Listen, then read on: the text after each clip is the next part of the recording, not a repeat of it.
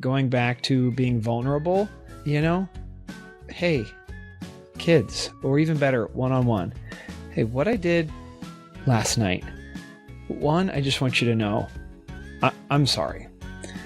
I'm not proud of the way that I handled that situation. And I want you to know that I'm working on it. And it's not something that I'm able to do really quickly, but I want you to know that I'm working on it all the time. And it's really important to me that I get better there. Hey guys, Katie Kimball here from Raising Healthy Families with the Healthy Parenting Handbook podcast. This is part 2 of a 2-part episode with Jon Hord. So even though I'm from the Midwest and I would say things like, hey guys, to anyone, even a bunch of women, I'm actually talking to the dudes today. Guys, listen to this one. My interview guest today is Jon Hord. He is a coach and all about intentional, engaged fatherhood. So he's a dad talking to dads about parenting. If you missed part 1, definitely go back to that. We talked about what being a good dad means and whether good is really the word we should be using. We talked about whether being involved is what we want and how to actually learn from the kids what it means to be a good dad, or better yet, a phenomenal dad. We're going to pick that up in today's episode. Keep going and definitely listen till the end because Jon has an incredibly practical tip that every parent should try today. Let's jump right back in with part 2 of my interview with Jon Hord. Step 1, or a way that you can help yourself, have an ideal in mind with how you go into your day when things are calm. And step 2, have some way to interrupt yourself, your thoughts, and your emotions when things get really tense. So is it harder, do you think, for dads who grew up with that sort of strict disciplinarian or the unemotional, non-present dad? Do they have more work to do than your average guy? Yeah, I think so. Because if you grew up in a household where you were learning how to handle emotions and that it was okay to talk about feelings, and you were told that it's okay to have feelings, and sometimes we lose control of our emotions and we don't have to beat ourselves up for that, whatever. If you're having those conversations, you're kind of able to speak a different language almost, instead of somebody that's never been exposed to that. Then it's just what am I feeling? I don't like it. I'm going to just take some action because I'm uncomfortable and I need to feel better about the situation. And, for some people, it's handing out a punishment. I don't know. Maybe you know better than I. I feel like people are kind of typically moving away from physical punishment of kids, but you don't have to go that far back in time, and you would just go start hitting your kids. I think you're doing it in school. It's wild. It's wild. Well, I think that was a classic dude brain. I don't like this emotion, so I'm just going to do something instead. I don't have a dude brain, but I think that's a classic dude brain. So dads who have grown up with, we all had imperfect fathers, we all had imperfect mothers, but dads who have grown up with fathers, would they look at that father and say, that's not the dad I want to be? They have to break generational patterns by unwiring and rewiring their brain, their habits, and they just have to do a lot more work, a lot more stopping. What if, it's a guarantee that even if you set these goals, you're going to mess up. Sure. So what if dad blows up, messes up, misses his goal? How do you repair? I view those moments now as an opportunity. So I'm not going to go out of my way to create them. I don't want to mess up just so I can have a chance at fixing it. But being really honest, going back to being vulnerable, hey, kids, or even better, one-on-one. Hey, what I did last night, one, I just want you to know, I'm sorry. I'm not proud of the way that I handled that situation. And I want you to know that I'm working on it. And it's not something that I'm able to do really quickly, but I want you to know that I'm working on it all the time. And it's really important to me that I get better there. And, what questions do you have for me? Or how did that affect you? After the whole incident was over, what thoughts were you having? Is there anything that you want to say? I just ask, be vulnerable, and just see where where the conversation goes, right? And it's all age dependent, right? If you're doing that with a kid that's really young, you're going to have much different results versus somebody that's, older. And then like maybe they've got something, they might be hanging on to some resentment because they've lived 14, 15, 16 years of this. And maybe they're kind of fed up with it. So you might have some different reactions, but ask questions. What's the pro-con balance between more of like the silent dad who is like willing to set the goal, willing to work on the goal, willing to unwire and rewire? Don't say that too many times. That is a tongue twister. Willing to work on like brain patterns, but he doesn't want to talk about it with the kids. Like, do you see what I'm asking? Like, what's the pro-con between like, can you just work on it alone versus how much does it supercharge the process or not to have the conversations with the kids? Because like step A is hard, but step B is like, could be really, really devastatingly hard for some people. That is a kind of a pick your own adventure type of question and answer where like, look, if you don't feel comfortable with opening up that way to your kids, then that's okay. And if like the only type of action that you feel like that you're capable of right now is to do it silently and quietly with yourself, like maybe you involve your partner, maybe you don't. Like it is really about just taking that step, right? There's no timeline that says you should be able to make this much change in these many days or this many weeks. Right. New dad takes 67 days to incubate. Done. Yeah. He's cooked. That's right.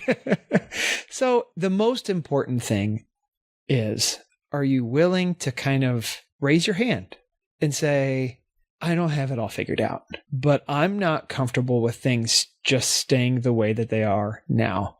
And so I'm going to make some changes. And maybe that change is going and reading some books. Maybe it's talking to a trusted friend or a pastor or whoever. Maybe it's working with a coach. Like, I mean, there's all sorts of options. Do what feels right. Yeah. So any progress, any forward motion is good forward motion. We're not in judgmental land here. That's right. And the metaphor mind, again, like I go back to high school physics class. And like if you're putting force on a heavy object, like if you think about you have like a big metal cube and it's on a table and you're going to try to push it across the table, the hardest you will ever push on that thing is the moment before it actually starts moving. So taking that step, no matter how big or small, taking that step is what really matters the most. So the first step is the hardest and it makes all the next steps easier once you've done it. That's great. Physics. I did not want to go back to high school physics when you said that, but it ended up being a fine example. I'll let it pass. It can stay. Well, Jon, you know I'm a big fan of cooking. I'm a huge proponent of the family dinner table. Do you have any suggestions for dads as like best actions that a dad can take to make the family dinner table a positive place for everyone? Yes. And I don't get credit for it. I'm going to give full credit to my daughter. We did this yesterday, so your timing of this question is perfect. I took my kids to the grocery store, and each kid wanders off and finds something that they want to have for dinner, and they will help make it. And they come back at a central meeting point, and they stand like back to back, and they turn around and they reveal it to each other at the same time. And then they have to work on compromising, like which kid is going to have the thing that actually goes in the basket, and that's what they're going to have for dinner. And so then you do that. Like, they don't get to do both, and they can't merge them. I left. So like one kid wanted like tomatoes as the side, and the other one wanted salad. I was like, throw the salad in. We can have that like 2 nights from now. But like tonight, I want you guys to decide. And we did the tomatoes. Okay. So they're working on compromise, and like they're taking full ownership of everything, and they're having fun doing it. So I would say like that's a cool experiment to try. And I do like, I'm underscoring the word experiment because I wasn't anticipating there to be struggles and arguing about which one works. I just knew that like that was a possibility. And I was like, okay, like we'll see how it goes.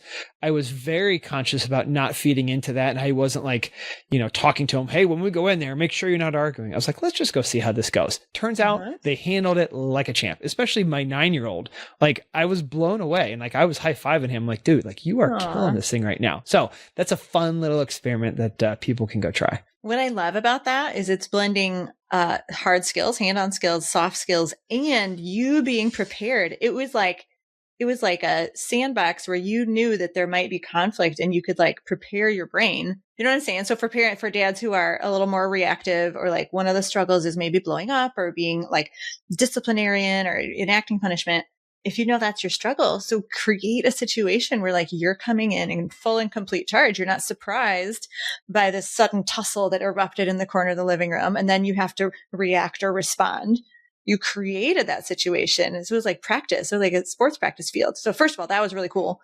Second of all, it hardly took you any extra time, because I imagine while they were off getting their items, you were still doing the whatever shopping you needed to do. So super practical, and they're learning to find things in the grocery store. They're learning compromise, right? So there's the hands-on skills and the soft skills and planning ahead. Like that was probably a 5 to 10 minute task for you, but you jammed in about a dozen life skills. So bravo. Super cool. I love that. And then what about the dinner table after the food is cooked? Well, kind of easy pickings there is like no phone zone, right? Keeping our technology off of the table.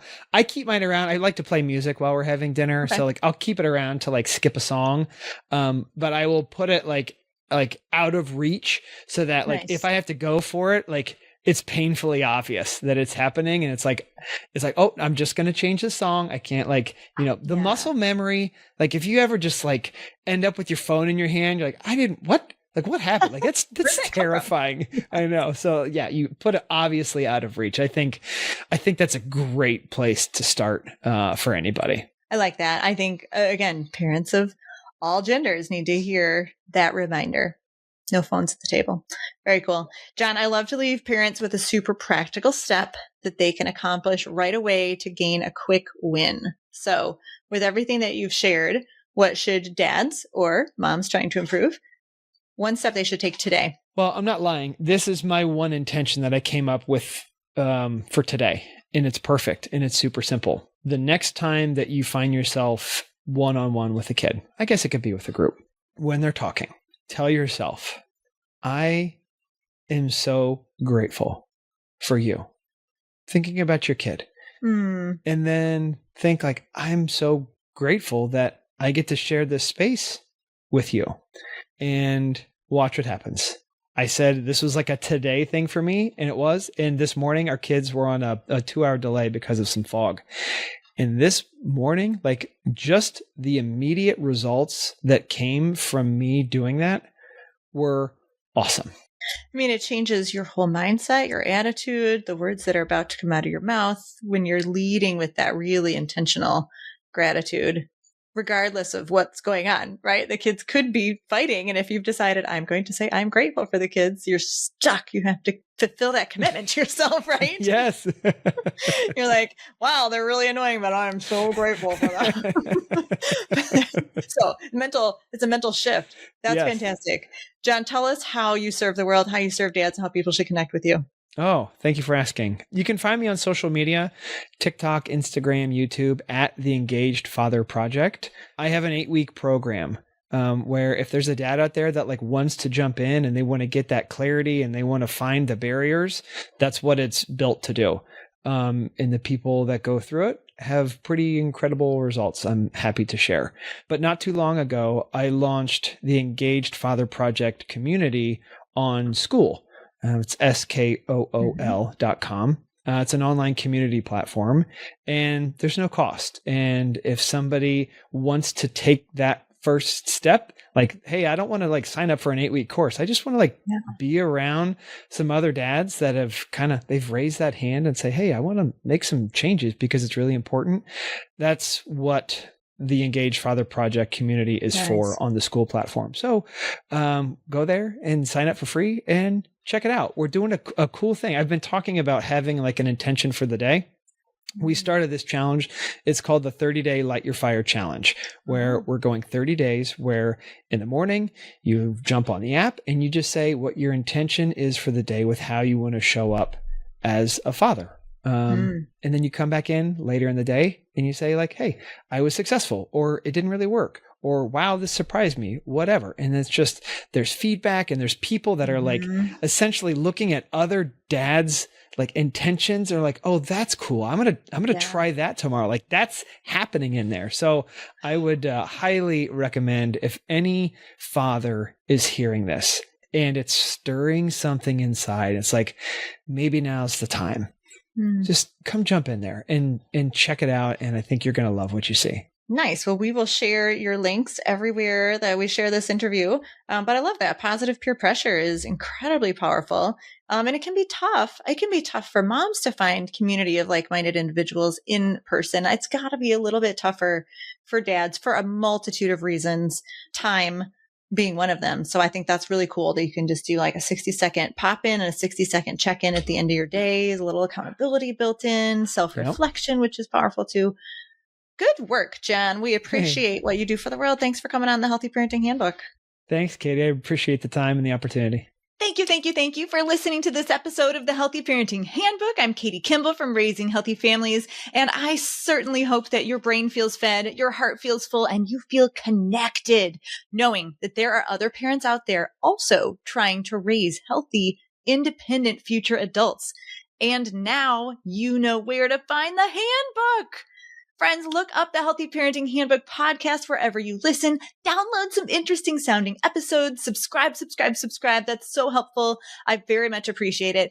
And if you've got 60 seconds, thank you in advance for leaving an honest review on iTunes, Apple Podcasts, wherever you listen to this one. And remember that if you prefer reading or you just don't have time to listen to an episode, or if you heard something in today's episode and thought, what did she say? I need a cheat sheet for that. Oh, we make those too. Get those quick skim notes, those one-pagers at raisinghealthyfamilies.com/handbook. When you are an email subscriber, you get them all the time.